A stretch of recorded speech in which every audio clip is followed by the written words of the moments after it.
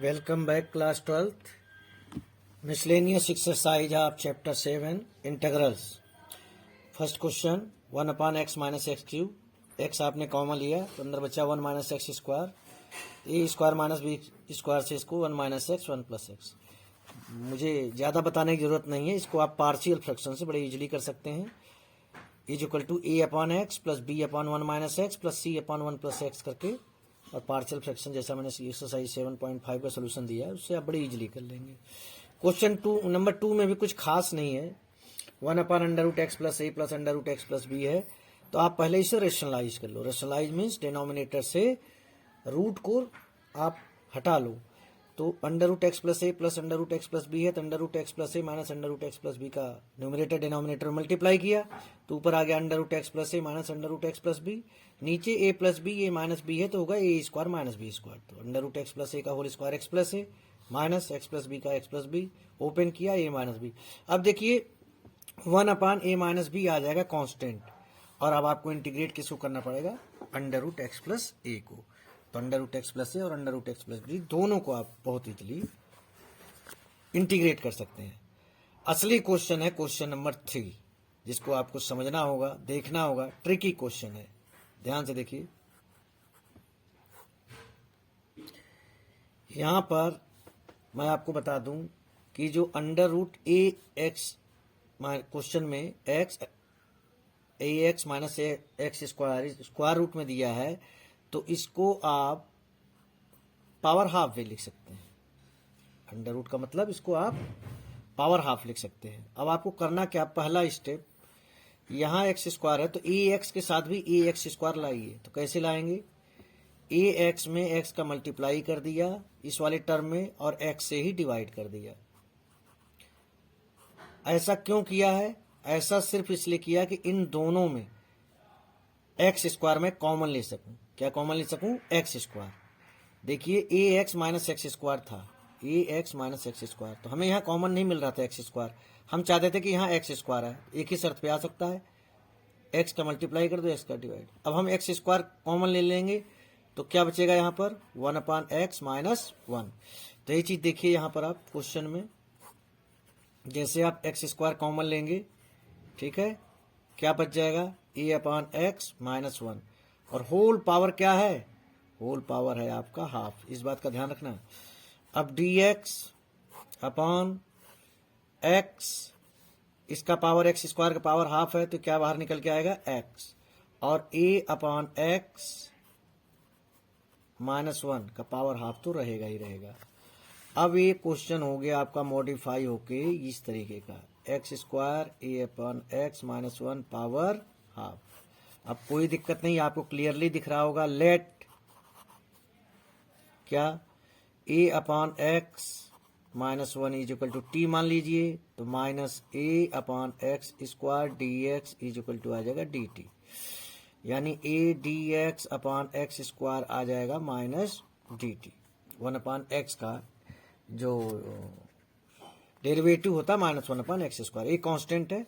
अब ये वैल्यू जल्दी जल्दी आप रख लीजिए, तो आपका इंटीग्रल जो हो जाएगा D X upon X square, इसका मैंने बताया है D X upon A square में होगा, ए को भी इधर ले आते हैं, minus D T upon A. तो हो गया भाई minus D T upon A, D X upon X square की वैल्यू आ गई, और ए है आपका टी, टी पावर हाफ. तो इंटीग्रल क्या हो जाएगा, माइनस 1 अपॉन ए बाहर, टी का power minus half D T.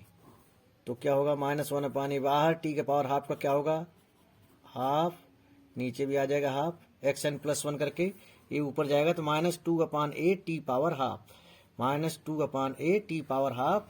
तो माइनस 2 अपॉन ए टी क्या माना है आपने माना ए अपॉन एक्स माइनस 1, तो माइनस 2 अपॉन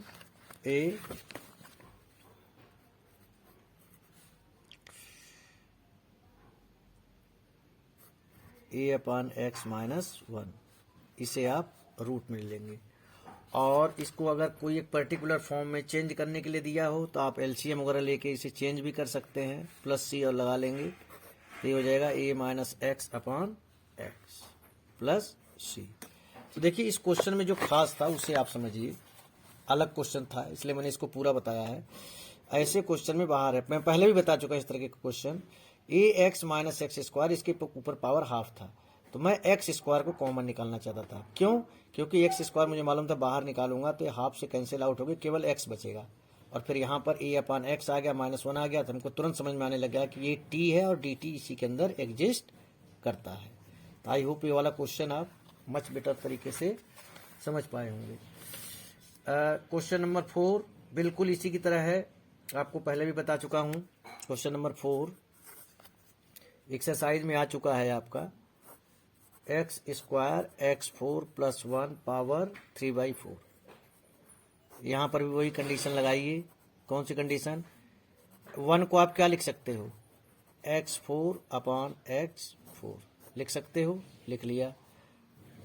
अब क्या कॉमन आएगा? x4 कॉमन आएगा इसमें, और इसका पावर x4 कॉमन लेने के बाद यहाँ क्या बचेगा? ये चीज़ बचेगी, और इन सब का पावर कितना है? 3/4।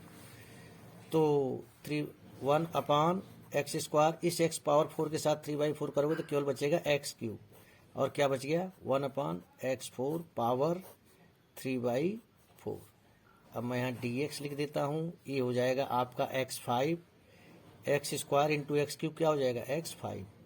अब देखिए आप 1 + x⁴ को आप t मानिए, dt ऑटोमेटिकली निकल आएगा। पहले भी आप ये क्वेश्चन कर चुके हैं इस टाइप का।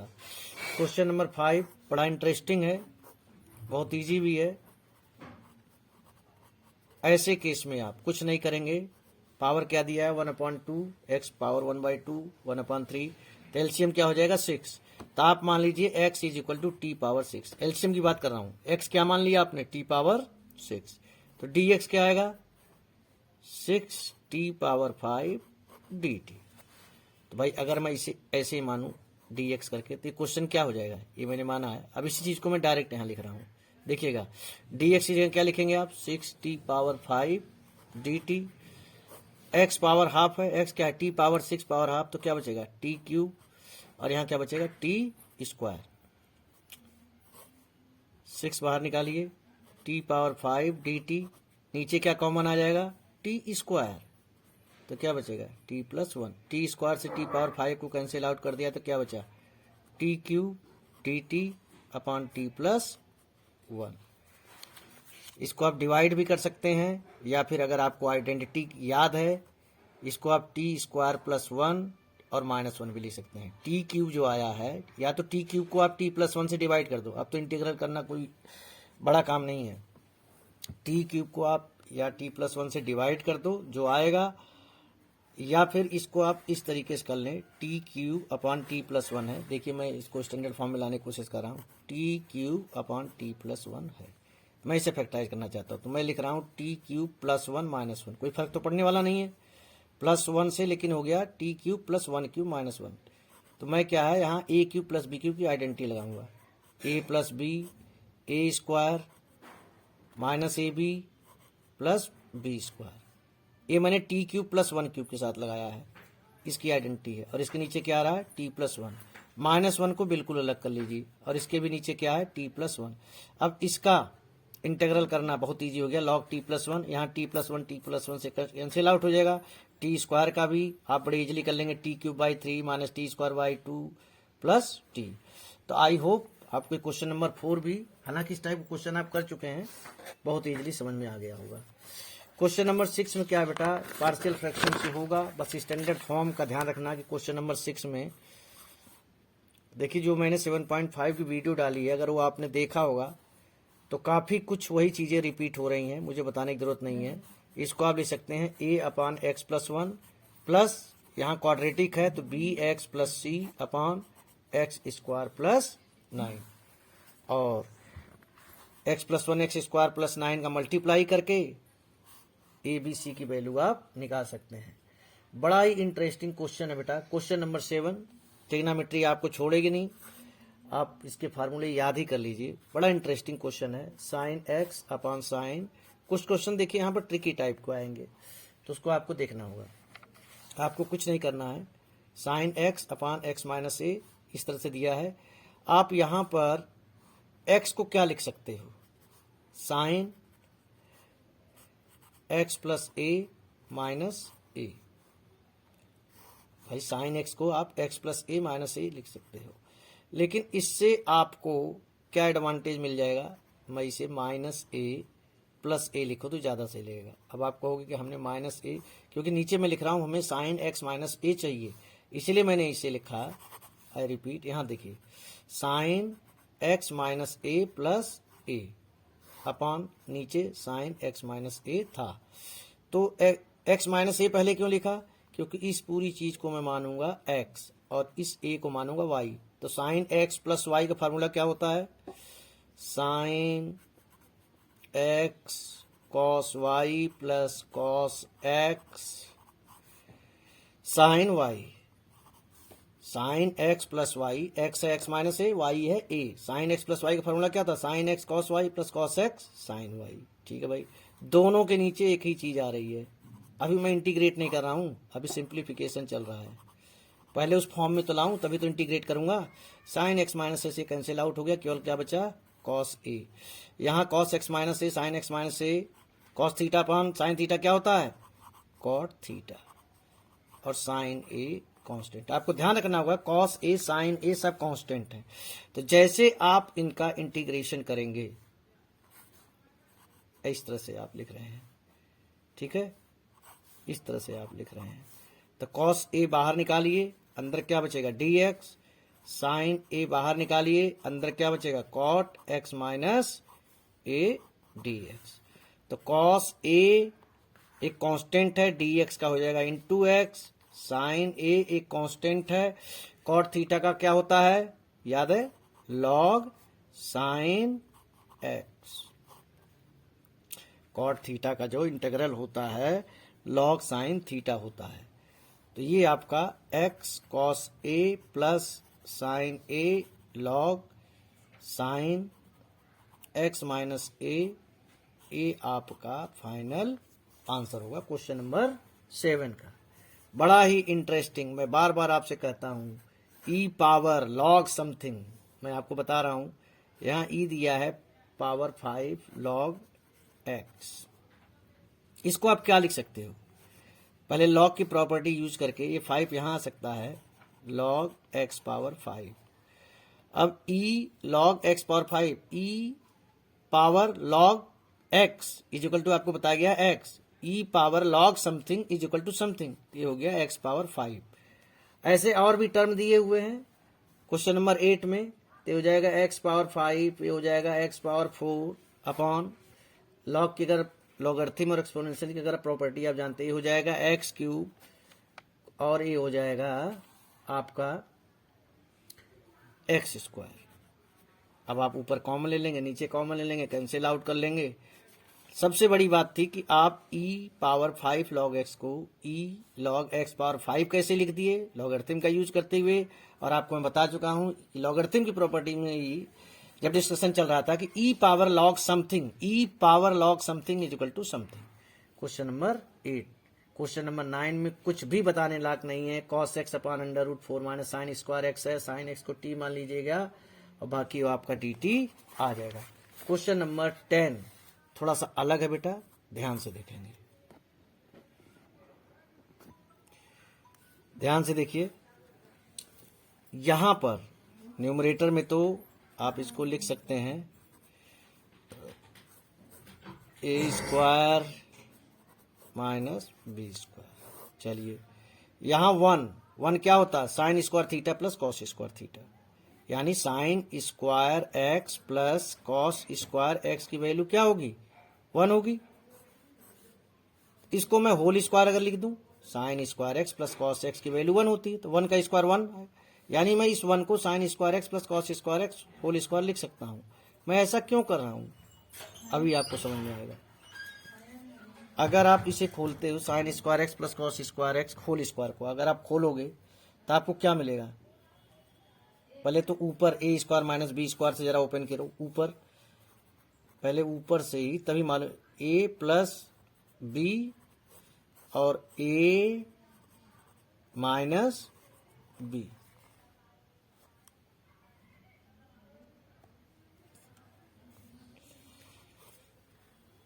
देखिए यहाँ पर जो है आपने ऊपर ए स्क्वायर माइनस बी स्क्वायर लगाया, नीचे ए प्लस बी और ए स्क्वायर माइनस बी स्क्वायर, और यहाँ 1 की जगह मैंने sign square x plus cos square x का होल स्क्वायर लिख दिया। तो यहाँ पर जब आपने ए स्क्वायर माइनस बी स्क्वायर लगाया तो ए प्लस बी और ए माइनस बी आया आपका। तो ये sine power 4x plus cos power 4x कह रहा है कि नीचे भी इसे लाओ कहीं तो, इसीलिए मैंने 1 को sine square x plus cos square x का होल स्क्वायर लिखा है। अब जरा इसे आप ओपन करो, जो मैंने लिखा है इसे ही आप ओपन करो तो क्या मिलेगा आपको, sine power 4x plus cos power 4x plus 2 sign square x cos square x, और ये दिया हुआ है आपके क्वेश्चन पेपर में, बुक में दिया हुआ है। इसको इस फॉर्म में लिखने के पीछे इंटेंशन मेरा ये था कि ये वाला टर्म यहाँ आ जाए और इसको जैसे ओपन करेंगे तो ये कैंसिल आउट हो जाएगा। अब आप बड़े इजीली देख सकते हैं कि ये क्वेश्चन आपका, ये नीचे केवल ये चीज़ बची हुई है, ये भी इससे कैंसिल आउट हो जाएगी। फिर क्या बचेगा, साइन, तो इसको आप लिख सकते हैं साइन स्क्वायर एक्स का whole square minus cos square x का होल स्क्वायर। तो ये आपका A minus B, A plus B, A minus B हो जाएगा। तो बहुत इजी होता जा रहा है, ए प्लस बी और ए माइनस बी, इसकी वैल्यू 1 होती है। इसमें जरा माइनस बाहर ले लो तो क्या बचेगा, cos square x minus sin square x. आपको बताने की बात नहीं है, ए माइनस कॉस 2x होता है। देखिए ये पूरा क्वेश्चन जो था ये सॉल्व होके क्या आ गया है, माइनस कॉस 2x, और इसका इंटीग्रल क्या होगा, कॉस थीटा का होता है sine theta, sine 2x upon 2 minus पहले से लग रहा है प्लस सी। आप इसको चाहो तो 2 साइन एक्स कॉस एक्स भी लिख सकते हो, तो इसमें कैंसिल आउट हो जाएगा। वहां पर दिया रहता है कि if y is equal to this then prove that this is equal to this, तो यहीं तक भी हो सकता है आंसर, और हो सकता है आंसर में ये भी दिया हो minus 2 sin x cos X upon 2 plus C, ये इससे कैंसिल आउट हो गया। तो आई होप मैंने आज जो 10 क्वेश्चंस आपको बताए हैं आपको अच्छी तरह समझ में आए होंगे।